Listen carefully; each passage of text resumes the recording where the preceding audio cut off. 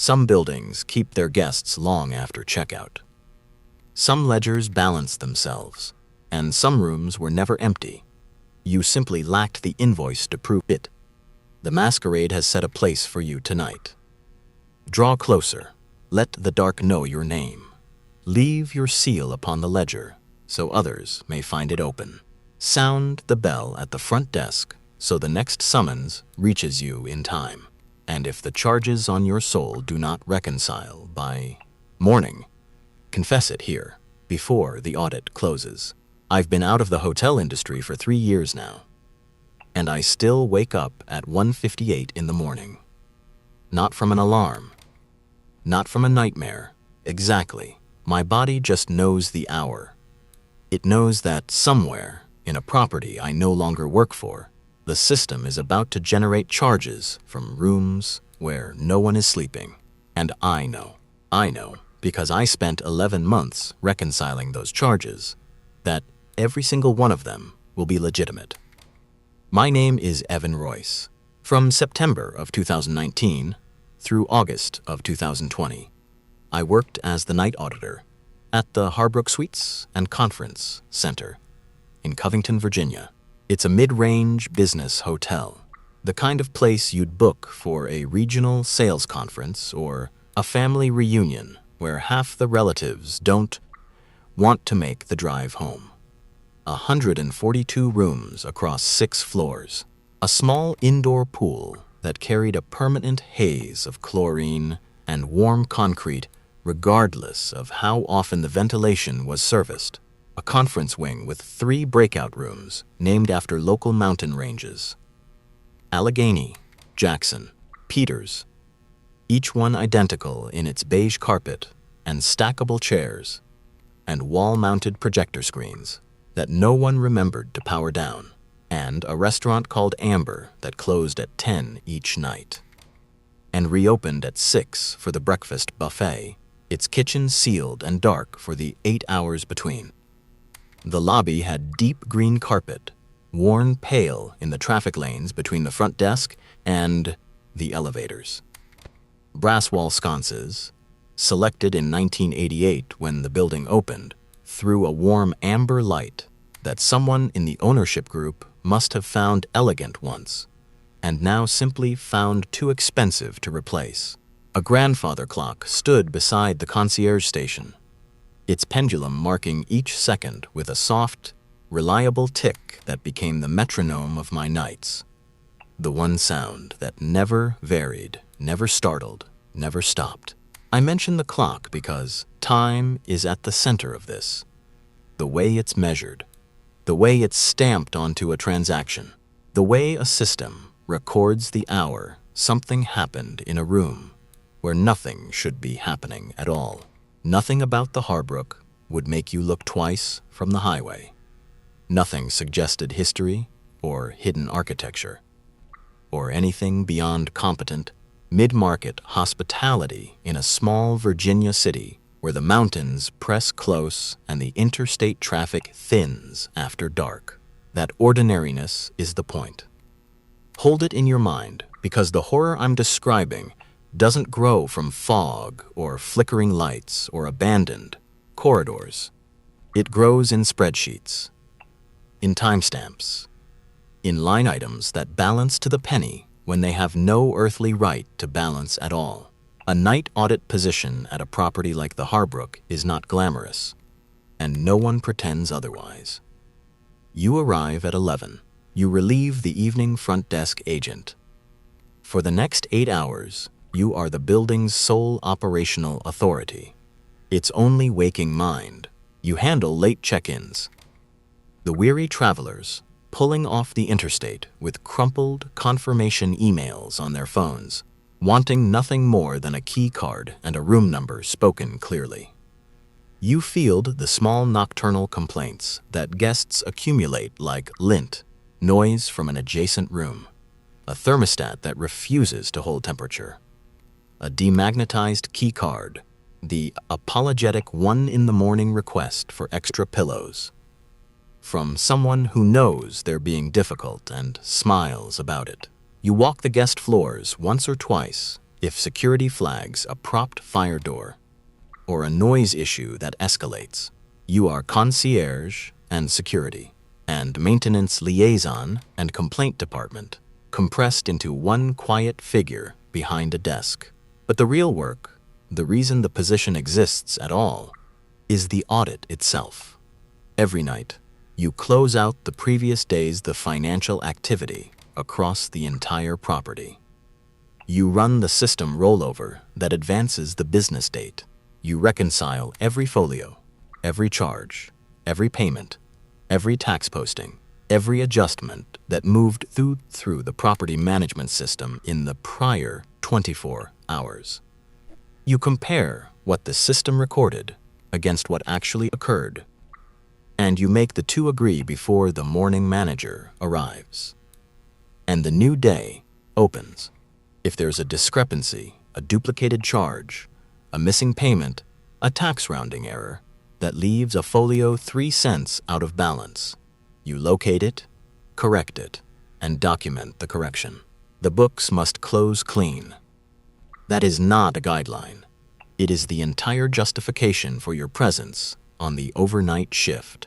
It is a job that attracts people who find comfort in precision, who like the certainty that numbers either reconcile or they don't, and that the financial universe of a hotel's operating day, unlike the wider universe, is fully knowable and fully resolvable before the sun comes up. I was that person. I'd completed 2 years of accounting coursework at Virginia Western Community College before deciding the public accounting path, the firm culture, the partner ladder, the crushing hours during tax season wasn't a life I wanted. The Harbrook paid a reasonable wage with full benefits, and the long quiet stretches between 2 and 5 in the morning gave me time to work on online classes at the back office terminal. The job fit me precisely. 5 nights a week, 11 to 7, alone with a building full of sleeping strangers and a screen full of numbers that always eventually made sense. Until they didn't. I want to explain what the rhythm of a night audit feels like before I describe what broke it, because the rhythm is what made the break so sharp. Over weeks, you develop a practical awareness of the building. Not intuition in any elevated sense, just pattern recognition built from repetition. You learn which hours bring complaints. Midnight to 1 when the bar crowd returns and doors slam, and again around 3 when someone's television is too loud and the neighbor's patience cracks.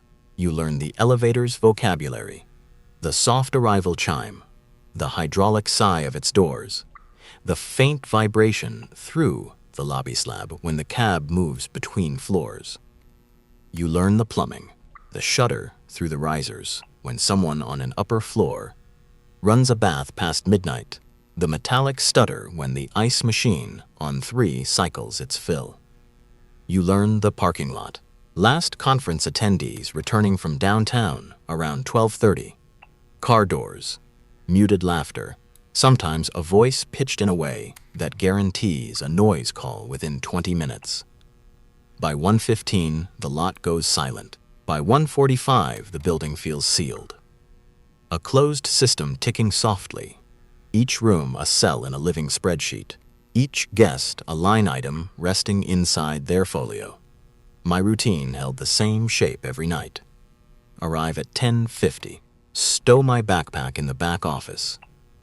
A windowless room behind the front desk with a secondary terminal, a mini fridge someone had stocked with bottled water and forgotten about, and a corkboard layered with unread memos. Review the logbook the evening agent left. Carry over issues, open maintenance tickets, expected late arrivals. Brew a pot of coffee in the back office machine because the one the day staff maintained was always empty and burnt by evening. Take the desk at 11. Handle check-ins until they taper, usually by midnight. First floor walk at 12:30. Every guest level, testing fire doors, listenings at stairwells. noting anything that breaks the building's rhythm. Back to the desk. Preliminary reports around 1:30. Cross-reference the arrivals list against the room rack. Verify housekeeping status against front office status for all 142 rooms. Then, around 2 or 2:30, the folio by folio reconciliation. Charge by charge, credit by credit, tax line by tax line. It was during this phase, the deep, quiet, methodical center of the night, that the numbers first broke October 9th, 2019, a Wednesday. I remember because the night before, a pharmaceutical sales conference had checked out in a single morning wave, dropping the house to roughly 40%. 60 rooms sold, the rest vacant on the rack, cleaned, inspected, waiting. The building felt hollow that night, the way half-empty hotels always do. Too much unused space pressing down from above.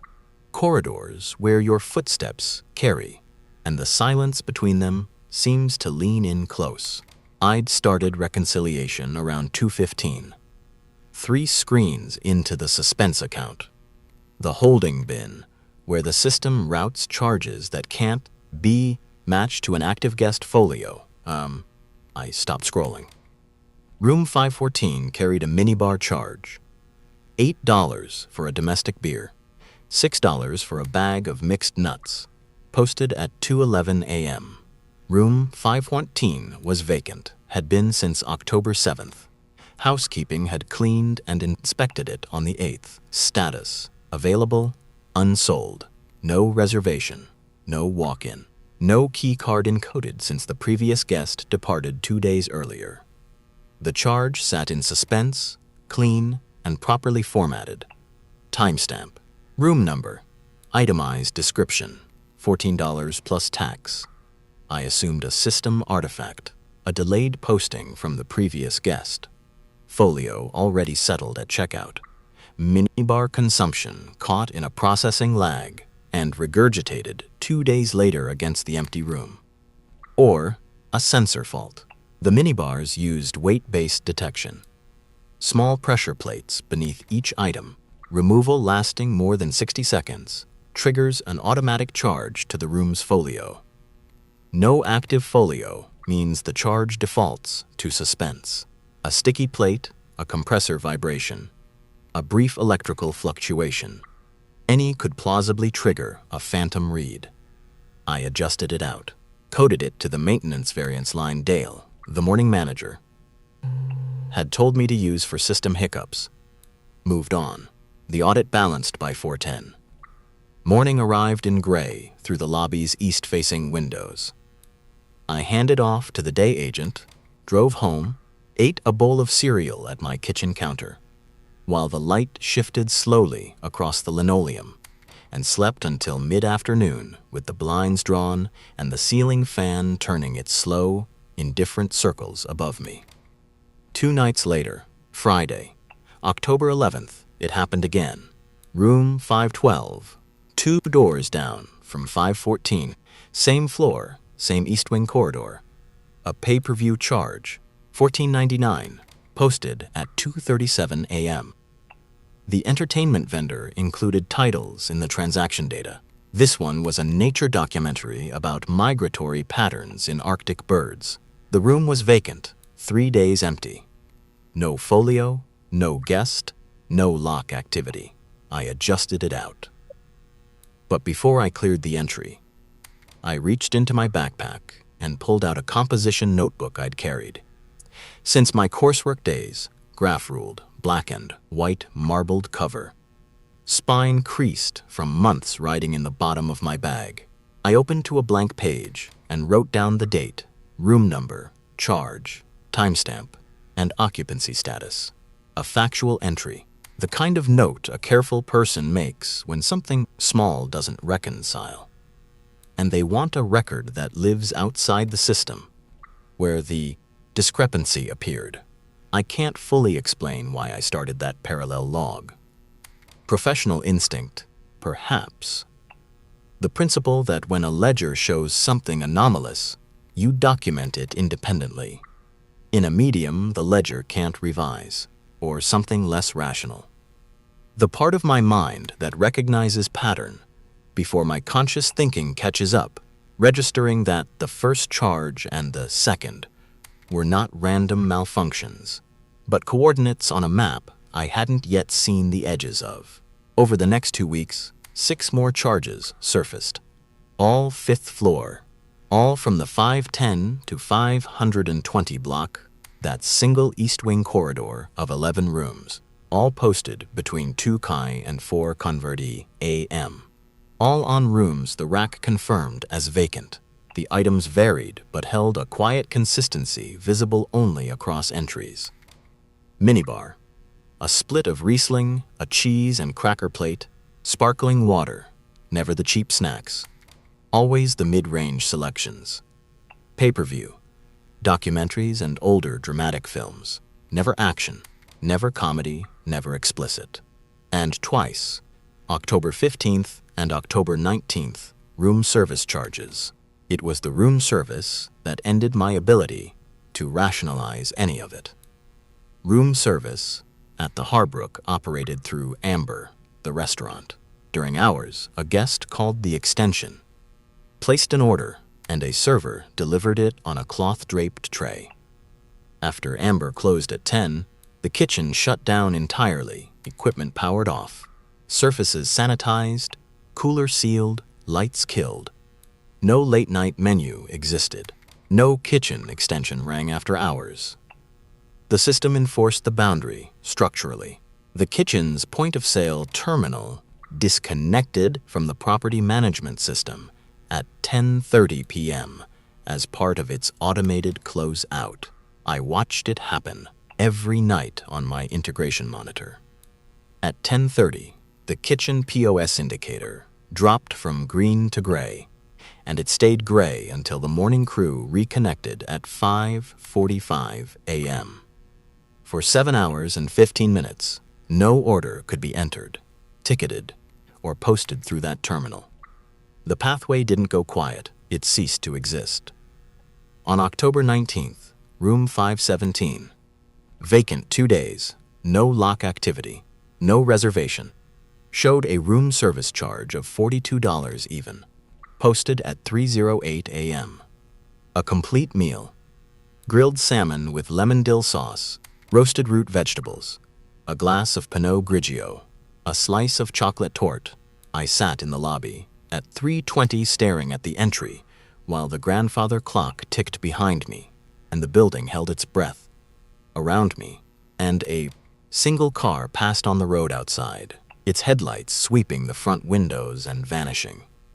The charge had a ticket number, properly sequenced, a full item breakdown with modifiers and pricing, a server ID, employee 0041, formatted correctly for Amber's staffing system, but belonging to no person on any roster I could find, and a gratuity, $7.50, 18% on the pre-tax total, calculated precisely, a meal ordered through a disconnected terminal, prepared in a dark kitchen, delivered by a server who didn't exist, consumed in a room where no one was registered, and someone had tipped 18%. That last detail lodged in me like a splinter, because tipping implies awareness of another person's labor. It implies social habit, convention, gratitude. Whatever generated this charge understood what a gratuity was and applied one with quiet correctness. I flagged it for Dale Presswood, the morning manager. Dale was late 50s, 12 years at the property, and he ran the Harbrook with the weathered efficiency of someone who had seen every possible operational failure at least twice, and now measured his professional life by how smoothly each day's opening went rather than by any remaining ambition to improve it. He arrived every morning at 7 with an unvarying sequence. Jacket on the hook, coffee from the lobby pot, overnight log review, then the brief handoff with me before I clocked out. He was not unkind. He was simply complete. A man whose relationship with his workplace had assumed its final frictionless shape. I left the charge details on his desk. Mentioned it at handoff. Expected puzzlement. Maybe a vendor call. He read the note, folded it once along the center, placed it in his shirt pocket in a motion so practiced it barely interrupted his breathing. "Those reconcile to the Bell House account," he said, in the tone he used for breakfast buffet logistics. "Should have shown you sooner. Come here." He logged in with his manager credentials and navigated to a section of the direct billing module I'd never accessed. Opened a profile. Bell House Hospitality Group. Standing reserve. Corporate ID. Billing address. A suite in Reston, Virginia. Payment method. Wire transfer. Net 30. The profile had been active, he said, for as long as he'd been at the property. Possibly longer. He demonstrated the process. Select the suspense charge. Transfer to direct bill. Choose Bell House. Confirm. Enter BHSR in comments. He walked me through it twice, patiently, the way you'd train anyone on a routine step they'd missed during onboarding.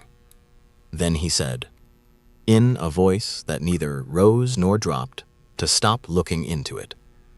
Payment always clears, never bounced, never disputed. You transfer, you notate, you close suspense, you move on. That's the procedure. I asked what Bell House Hospitality Group was. A holding company with a standing arrangement, he said. I asked what the arrangement covered. Not within the night audit's scope. I asked why a holding company was paying for minibar consumption and room service. In rooms where no one was staying. The look he gave me is the one I've replayed most often. Not anger.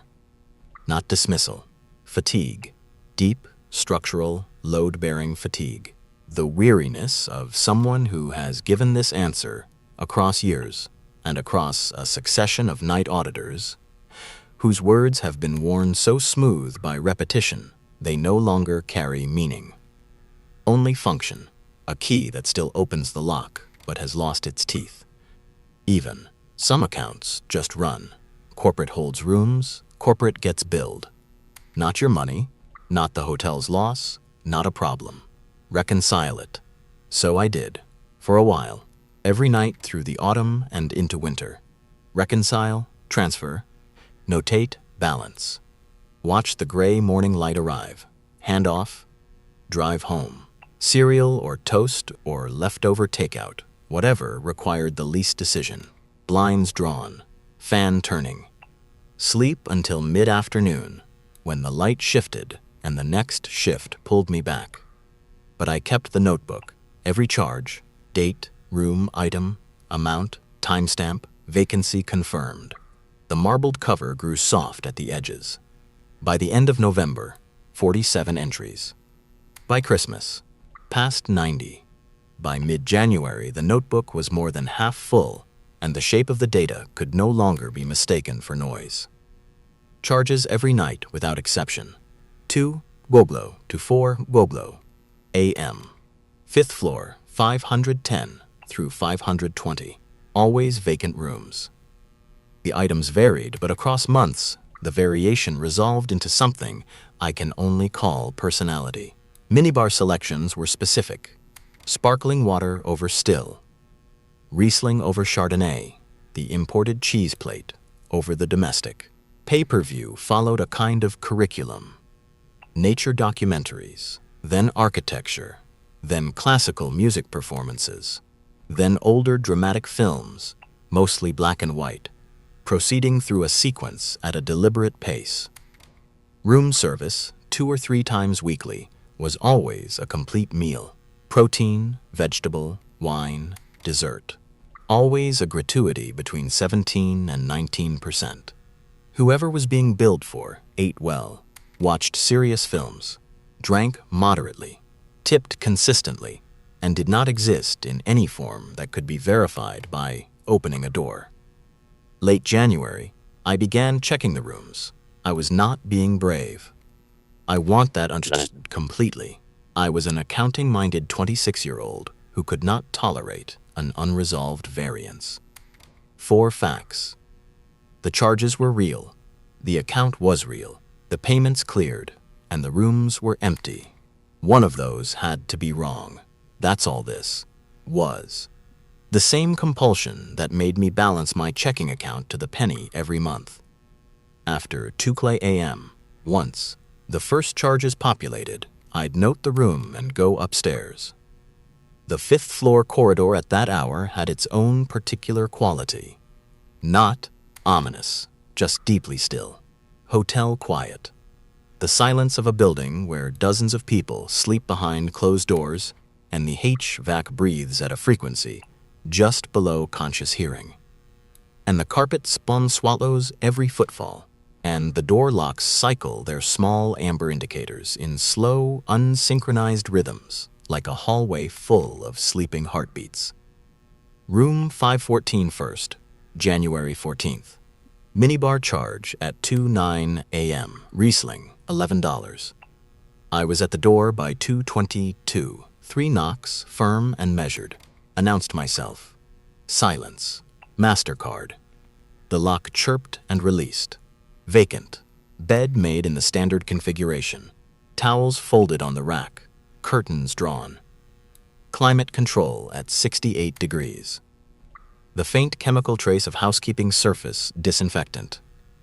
That slightly astringent note I'd come to associate with absence itself. The room didn't merely look unoccupied. It felt preserved, sealed in its own tidiness, like a specimen under glass.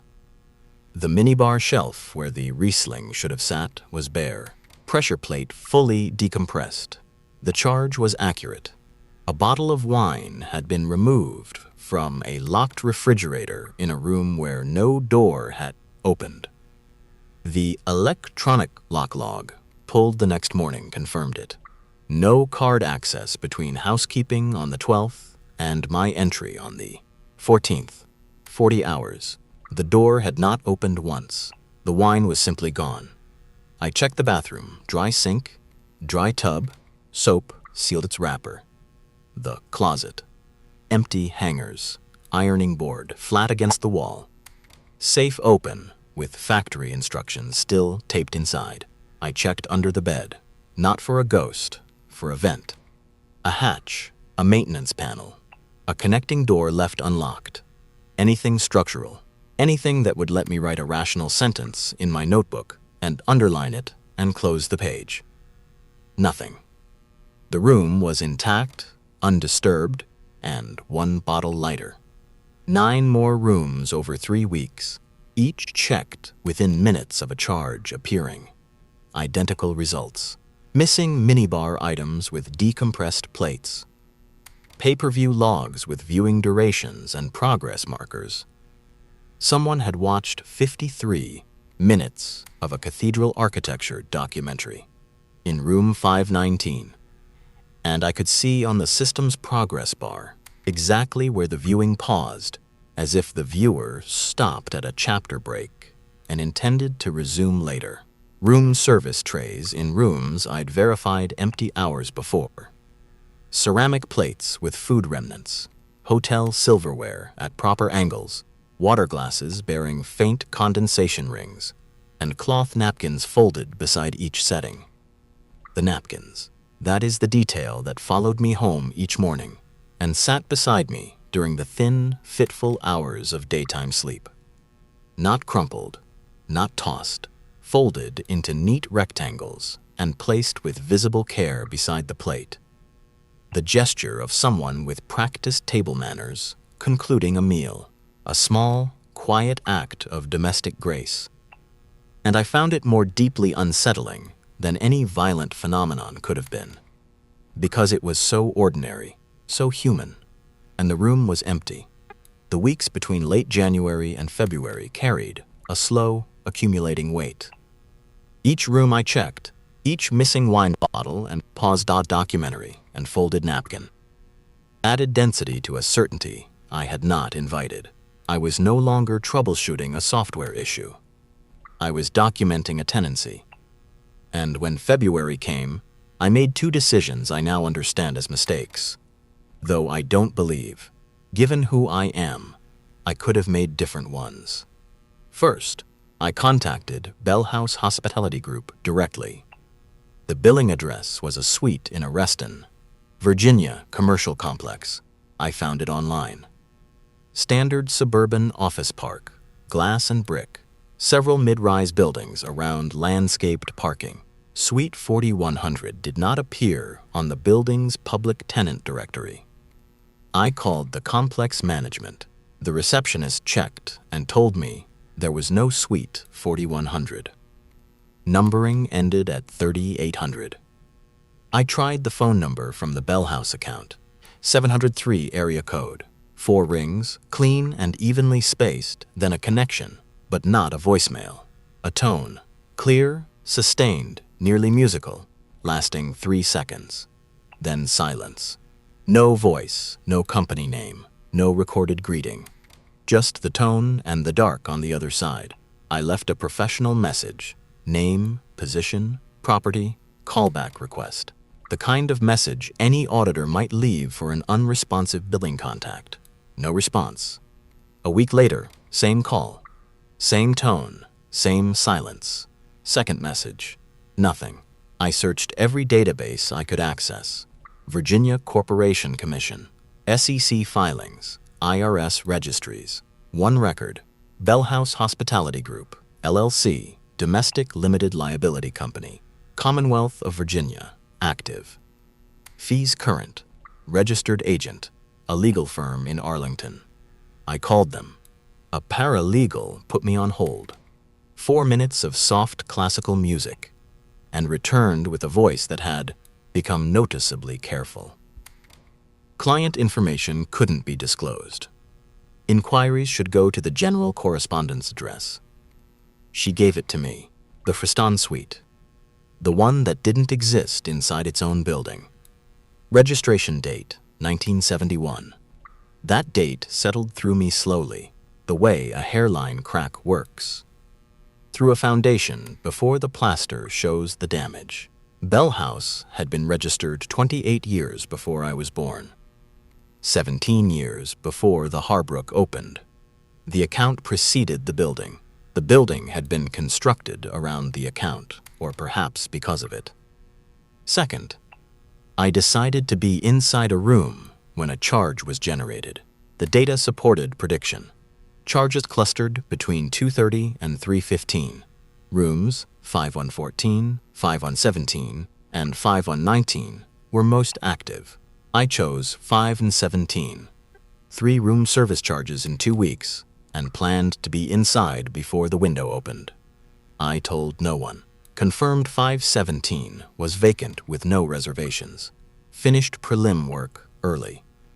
At 1:50 a.m. on February 21st, I rode the elevator to 5. 7 seconds. Walked the corridor past 510, 5111, 512.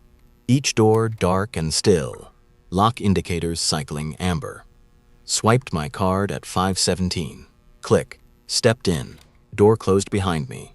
I stood still, adjusting to the dimness. Crossed to the desk. Sat. Turned on the lamp. Its warm circle reached the minibar and the entryway, leaving the bed and window in shadow. Notebook open. Phone face down on the desk. 1:53 a.m. I waited. 40 minutes. An empty room being an empty room. King bed, dark television, desk. The faint chemical scent of carpet cleaner. The HVAC clicking on and pushing warm air from the vent above the bathroom door. Clicking off again into a silence so deep I could hear my own pulse behind my ears. A car passing outside, headlights raking the ceiling, through the curtain gap and disappearing. A distant cough from somewhere down the hall. Then, nothing. The minibar's compressor humming behind its door. A sound almost below hearing. A held breath that never releases. I started feeling foolish. I was sitting alone in a dark hotel room at 2 in the morning, with a notebook and a theory built from suspense account line items. I began constructing rationalizations, persistent system errors, inventory miscounts, someone running petty fraud through a legacy account, and each felt almost plausible so long as I didn't look directly at it. I was reaching for the lamp to leave when the television turned on. I had not touched the remote. It sat on the nightstand on the guest directory, 4 feet from my nearest hand. The screen activated with a soft click, the panel warming, and the room filled with the cool blue-white glow of the pay-per-view menu. Shadows shifted. The lamp's warm amber lost ground to the screen's harder light. I held still. After 10 seconds, the highlighted selection bar moved. Down 2 entries. A pause. Right to rental confirmation. Another pause. The duration of someone reading a synopsis. Then a selection. A black and white drama from the 1950s. Title card. Orchestral score, low and elegant. The film played. What I felt was not terror. It was structural wrongness. The auditor's vertigo. A column that totals correctly while you know, with certainty that lives in your hands and not your reasoning, that 2 errors canceled somewhere in the middle, and the accuracy is a lie. The room looked empty. The lamp lit clean carpet, and unused furniture, and an undisturbed bed. But the room behaved as though someone had chosen a film and settled in, with a deliberation that implied preference, taste, the quiet intention of a person with the evening to themselves. Then the minibar opened. The latch clicked, the same small, domestic sound it makes under a human hand, and the door swung gently outward. Interior light came on. Bottles and snacks on their plates, neatly arranged. The compressor's hum shifted louder, with the seal broken. A bottle of sparkling water rose from its shelf. The bottle lifted from the pressure plate, moved laterally through the air approximately 14 inches, and settled on the counter. The cap twisted, the safety seal cracked, a definitive snap, and the bottle tilted, pouring water into a glass already positioned on the counter. A bathroom tumbler, the kind wrapped in a paper sleeve. The sleeve was removed, the glass was placed. It had not been there 40 minutes earlier. I had been facing that counter the entire time. Water poured, 6 ounces maybe. The bottle righted itself and set down. The minibar door closed. The glass remained, condensation forming on its surface in the warm air. The television played on. 2 actors from another era, discussing a train through the Swiss Alps, their voices crisp with mid-century diction. I sat motionless for what I estimate was 90 seconds. Everything was tangible. The water was wet. The bottle was cold. The film threw moving light on the wall, and within the hour, the charges would post. Sparkling water, 4.50 cents. Pay-per-view, $6.99. Correctly, to the Bell House account, which would bill them without question. I stood, walked to the door, opened it, stepped into the hallway, pulled it shut, the lock engaged. I stood in the corridor, one hand on the wall, breathing, fluorescence humming, hallway empty in both directions, down in the elevator, back to the desk. Charges posted at 2:41 a.m. Correct items, correct room. I transferred them. BHSR balanced the audit. Morning came. I told no one. Worked my shifts, updated the notebook. But the record had changed its nature. I was no longer searching for a resolution. I was maintaining a document because the act of writing, my handwriting, my notebook, my hand on the pen, was the only tether to a version of reality where I was a night auditor who had encountered something unusual rather than a man who had watched water pour itself in an empty room and then gone downstairs and done the paperwork. March. I spoke with Carmen Olvera. Carmen was the senior server at Amber, mid-40s, compact, dark hair pinned under a service cap.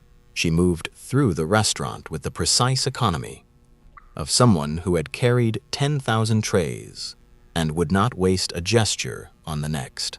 Not a person given to speculation. I caught her at the end of an evening shift in the service corridor behind the restaurant. framed it as logistics. Carmen, has anyone mentioned delivering to the 5th floor during off hours? Something pre-arranged through a corporate account? She was wiping a stainless tray, stopped, set the cloth down slowly, turned. You're the new night auditor, I confirmed. The one before you asked me this. 8 months before you started. The one before that, 3 years back. I asked what she told them. What I'll tell you, I've delivered to those rooms. Once a month, maybe less. I come in at 5:30, unlock the kitchen, and sometimes there's a ticket on the rail. She spoke evenly. Printed, timestamped overnight, full order. Server ID 0041. There's never been a 0041, but the ticket's there, formatted correctly, and the food is plated. I asked who prepared it. No one. Kitchen's locked when I get there. I open it. Oven's cold. Grill cold. Surfaces clean. But the plates are in the warmer, covered, garnished, correct temperature. The trays on the staging counter, with cloth, silverware, wine glass. I just carry it up. I asked if she'd delivered to the room. Her gaze turned inward. Once, the first time, years ago. Took it up, knocked, no answer. Followed service protocol, announced, opened, set the tray on the desk.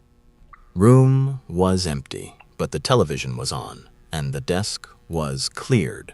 Directory and notepad moved to the nightstand. Space made, like someone expected it. She folded the cloth into a tight square, set it down, and left. Next morning, the tray was in the hall. Plate clean, silverware at 4 o'clock. Napkin folded. Her expression was not fear. It was something that had finished being afraid years ago and arrived at a permanent accommodation. Now I leave them outside the door, always collected by the time housekeeping comes through. Plates clean, napkins folded. I asked if Dale knew. Even. Dale knows. Everyone who stays long enough knows. We don't talk about it because there's nothing to talk about. Account pays. Rooms are clean by morning. No one gets hurt. It's part of the building. Part of the building. That phrase moved into me and stayed. It rode home with me on the empty highway in the early light.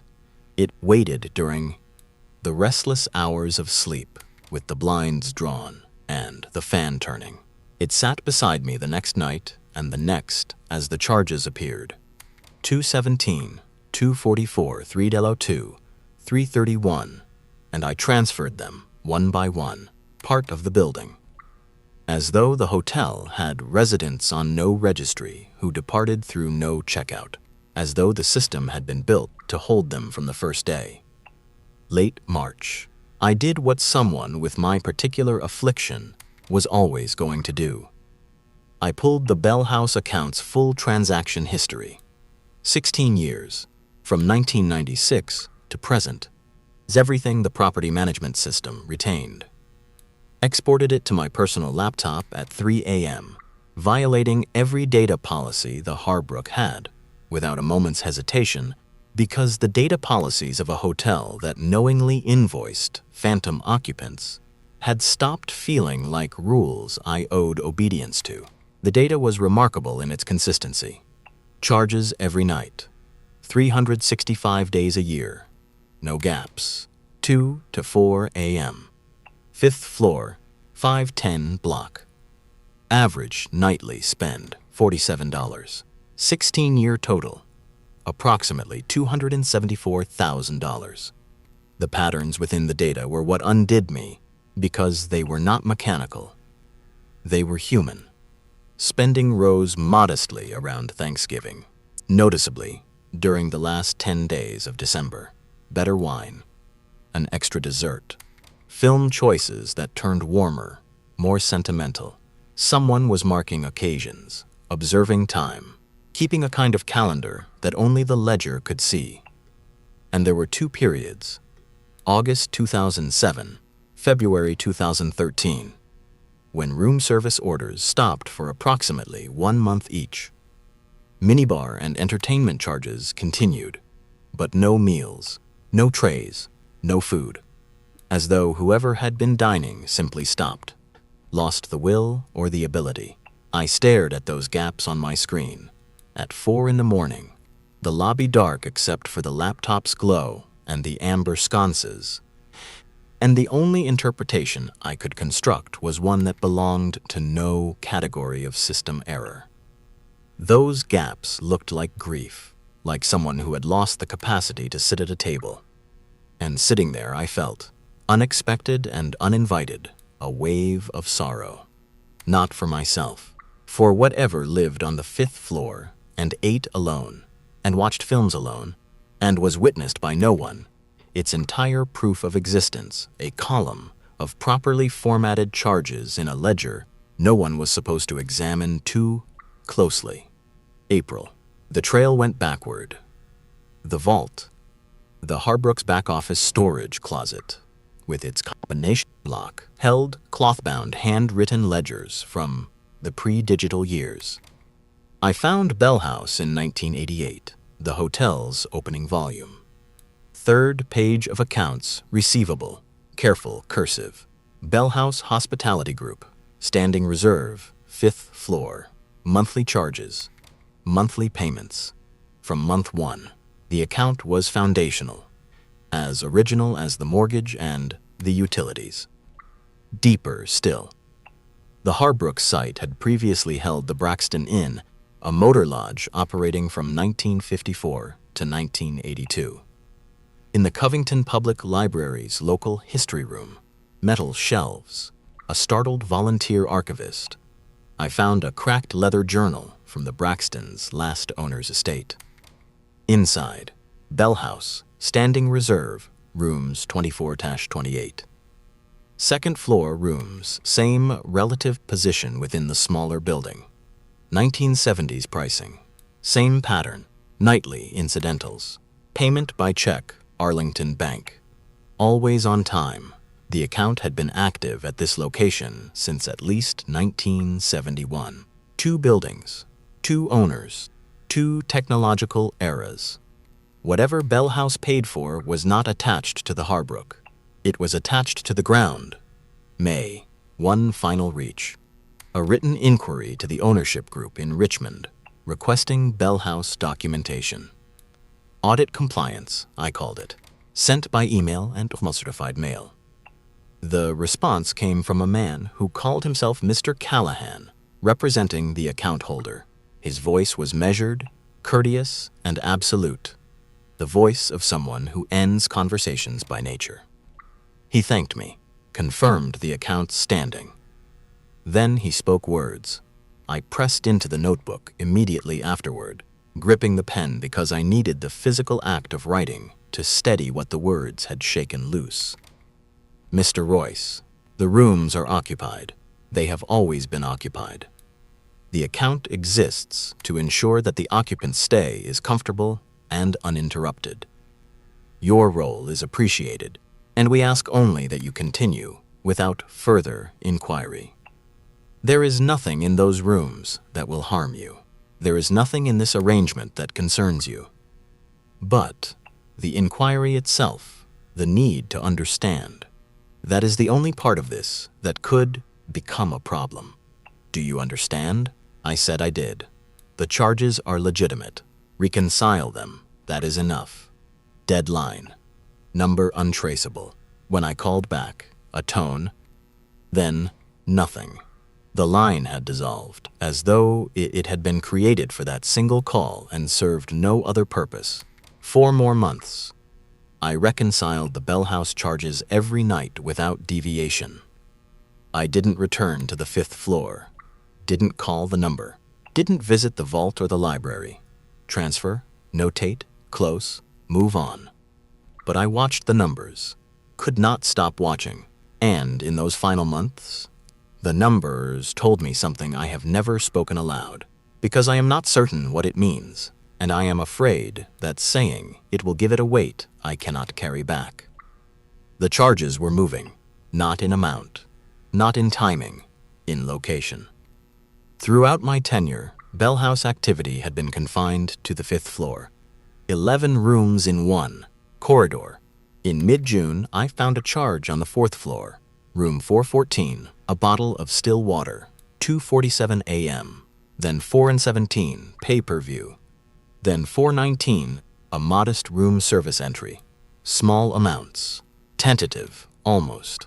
Easy to miss unless you tracked every posting the way my notebook insisted. By July, the 3rd floor showed charges. The occupancy was spreading. Whatever had lived on the 5th floor, whatever had lived on that ground, since at least 1971, paying its bills and folding its napkins through 2 buildings and 5 decades, was moving downward. Floor by floor, like water finding new channels in a structure it had always inhabited, but only now had reason to fill. Final week, I checked the Bell House profile, authorized room block, floors 3 through 5. The system modification log showed the update on June 1st, 2 weeks before the first 4th floor charge. The infrastructure had been expanded in advance. Someone had known the growth was coming and prepared the accounting with the same quiet administrative precision that characterized everything about the arrangement. The occupants were not malfunctioning, they were multiplying. Notice given August 10th. Dale accepted without surprise. Handshake, good wishes. No mention of Bell House. At the door, he said, "Next auditor will figure it out. They always do. Then they stay or they go." I asked which ones stay. The ones who stop needing it to make sense. Last shift, 14 charges, 8 on 5, 4 on 4, 2 on 3, Minibar, pay-per-view, room service, all vacant, all legitimate. I transferred them, balanced the books, logged out at 6:45, master key on the desk, through the lobby, past the grandfather clock, still counting. Out the front doors. A morning that smelled like asphalt and coming rain. I did not look up at the 5th floor windows. The pull was physical. Check one more line, resolve one more variance. But Callahan's voice held its permanent place, and I kept my eyes forward, and I drove away. 3 years, municipal finance, county budget office, daytime hours, clear audit trails, numbers that begin and end in the visible world. No hotels, no nights. I sleep at normal hours. Most of the time I don't think about the Harbrook, or the Bell House account, or the napkin folded beside a clean plate in a room where a film from 1954 played for an audience that left no impression on the bed, most of the time. 6 months after I left, my monthly bank reconciliation turned up a charge I didn't recognize, small. $4.50. Vendor, BHG Services. Posted at 3:12 a.m., 4.50 cents. The price of a sparkling water from the Harbrook Suites minibar. Called the bank. Legitimate, properly authorized, correctly processed, registered merchant. Had them block it. Next month, BHG Hospitality, $6.99. A pay-per-view charge. Closed the account. New bank. New number, new card, 2 clean months. I let myself believe it had ended. Then my credit card, the one I hadn't changed, posted a charge of $42, even at 3:08 a.m. Grilled salmon, roasted vegetables, Pinot Grigio, chocolate torte. The exact total from room 517's folio on October 19th, 2019. The first room service charge I ever flagged. Monthly now. Always 2 to 4 a.m.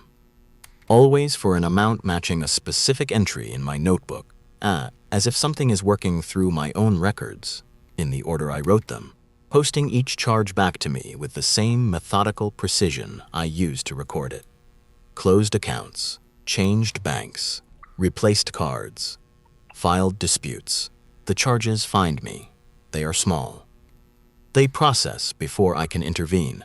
Authorization cleared, funds settled, books balanced before the statement reaches me. There is never anything to contest. I am on the Bell House account. I don't know when I was added. I don't know what I'm being billed for, or what service my name corresponds to, or what invisible room I occupy in a ledger I will never see. But the charges are consistent and modest, and they arrive in the dead hours, and they are always legitimate. I think about Carmen, part of the building, but I left the building. I live in a different city, a small apartment, a bank account changed 3 times, and still, between 2 Hadu and 4 Hadu AM, a transaction processes in my name, authorized by an account that existed before I was born, administered by a company that resides in a suite that does not exist inside the building whose address it uses. I think about the napkin folded beside the clean plate, the documentaries watched to completion in rooms no one entered, the Riesling taken from a sealed minibar behind a door that never opened. I think about the months when the meals stopped. August 2007, February 2013, and I wonder what was lost, and by whom, and how grief finds expression in something that has no hands to fold a napkin yet folds one, every night with a care that looks like loneliness. I think about Callahan's words. The rooms are occupied. They have always been occupied. And I wonder whether he meant the Harbrook, or the Braxton Inn before it, or rooms in buildings I have never entered, in cities I have never visited, on ground that was claimed long before anyone thought to raise walls above it. I wonder if the rooms are everywhere, if the charges are everywhere, if the Bellhouse account is simply the visible seam of something so vast and so quietly embedded in the ordinary machinery of commerce that it can never be extracted. A ledger tracking not buildings but positions, coordinates in space, where something has chosen to reside permanently, paying its way with such flawless precision that no system will ever flag it. No auditor will escalate it past a single unreturned call, and no institution will ever question a revenue stream that has never once failed to clear. I wonder how many night auditors, in how many hotels, in how many cities, are sitting right now behind a front desk in the dead hours, transferring charges to accounts they've been told not to question. I wonder how many of them keep notebooks. I wonder how many will look too closely, and whether the looking is what adds your name to the account, or whether your name was always there, written in a ledger you have never seen, filed in a suite that does not exist, inside a system where every room is occupied and every charge is legitimate. I don't check my bank statements anymore. There's no point. The numbers balance. They always balance. And somewhere on the 5th floor of a hotel in Covington, Virginia, or on the 4th floor now, or the 3rd, or lower, a television turns on, a minibar opens, a napkin is unfolded, and placed across a lap that isn't there, and the night audit reconciles it all without comment because the account is in good standing, and the payment always clears, and the guests, whoever they are, have never once complained. It's 1:58 in the morning as I finish this. I know because my body knows. Somewhere the system is waking up. Somewhere the charges are about to begin. And on my next bank statement, there will be a small, precise, unexplainable debit, posted in the dead hours by a company that doesn't exist, for a service I never requested in a room I will never see. And it will be legitimate. Every cent of it. That's the part that keeps me awake. Not that something impossible is happening, but that the books are perfect. That whatever is out there, it pays its debts. It follows the rules. It operates within the system so flawlessly that the system will never reject it, and no one, not the bank, not the hotel, not the auditor, not the man lying in his bed at 2 in the morning, staring at the ceiling and waiting for the charge to post, will ever have grounds to make it stop. The night audit is running. The rooms are occupied. The charges are legitimate. And I am learning, slowly and with great precision, that some accounts are never closed.